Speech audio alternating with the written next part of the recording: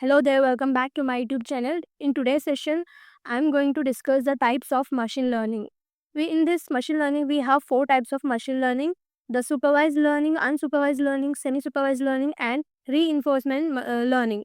In this particular video, I'm going to cover what is meant by supervised learning, the working of machine learning with example. So let's begin with the supervised learning. In the supervised learning, the machine is provided a labeled data to give a accurate output. In this, the machine is trained using the labeled data, which means the input with the corresponding output is provided to the machine so that it can accurately predict the output. Over the time, this machine adjusts itself to minimize the errors and provide the accurate output to the provided input. The main goal of this supervised learning is to provide a accurate answer to the unseen or a new problems.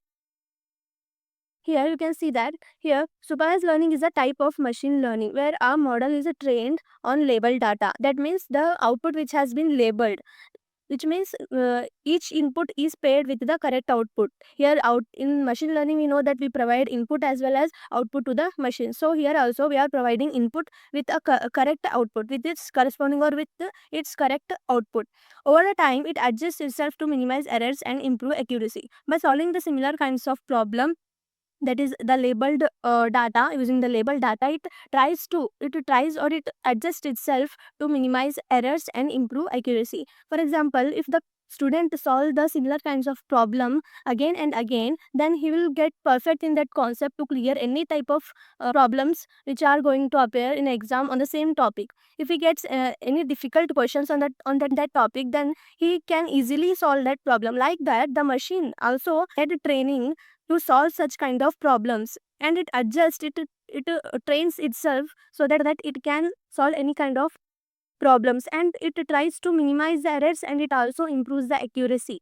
The main goal of this supervised learning is to make accurate prediction and given a new or unseen data. As I said before, when a student write an exam where he conducts the similar type of question but which are difficult to solve on the same topic, that means the student is getting a new kind of problem on that topic, then he tries to solve the problem with accuracy, right? Like that this supervised learning also make sure that it can get the accurate predictions for the new kind of data or new kind of problems. For example, the teacher, while teaching the concept, he or she gives the example. He tried to clear the concept to the student with an example. Like in maths we solve the problems on such on particular concept, like that. If the student understand this problem on that concept, if he get any new kind of or any difficult kind of question in the example, he or she can uh, use that concept, and he can solve the problems very easily because the teacher has teached him the similar kind of examples, or he has cleared the concept with all kinds of example. So it will be easier for the student that he can appear any kind of example or any kind of question, and it will appear in the exam. So like that, in supervised learning the machine also does the same. It train itself so that it can solve any kind of problem with a minimum error and very high accuracy. This is how the supervised learning is. Now let's look into the working of supervised learning.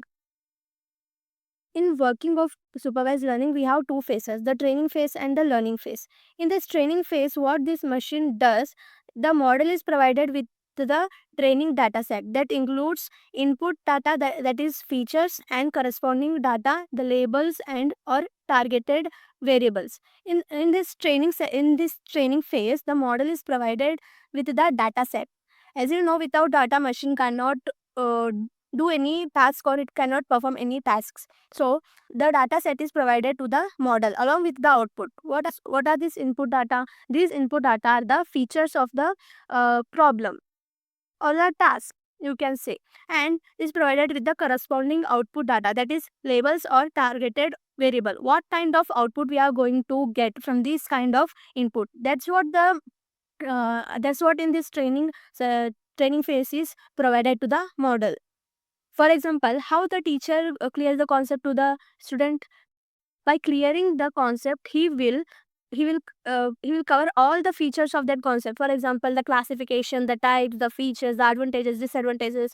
These all are the features, you can say, features of the particular concept. These are all the input data. These are all input data of that concept. And what will be the output of this input data?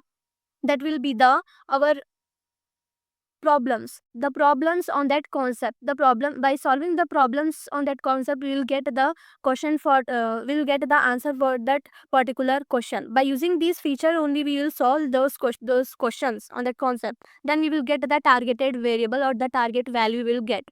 This is how the training is given to the models. Now in the next phase, we have learning process.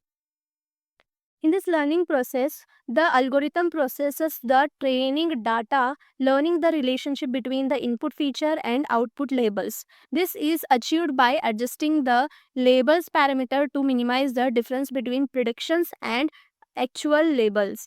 In this learning process, the data which has been provided in this training phase is processed here. By using some kinds of algorithms, some kinds of logic, this data is processed and it will learn the relationship between the features and the outputs.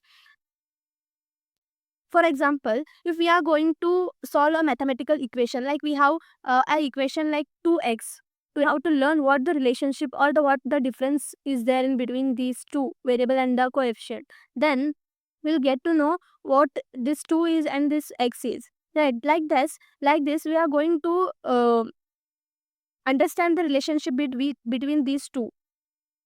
In this learning process also, the model is going to identify the difference or the relationship between the inputs and the input features and the output labels. Then this is achieved by adjusting the labels. Then this is achieved by adjusting the model's parameter to minimize the difference between predictions and actual label. Then after discovering the relationship between the input and the output, then it will adjust its parameters.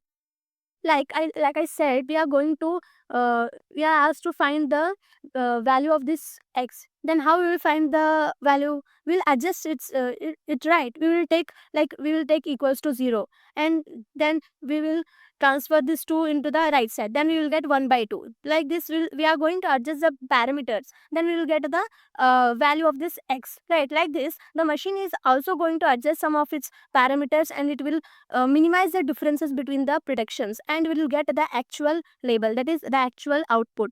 This is the two phases of the supervised learning.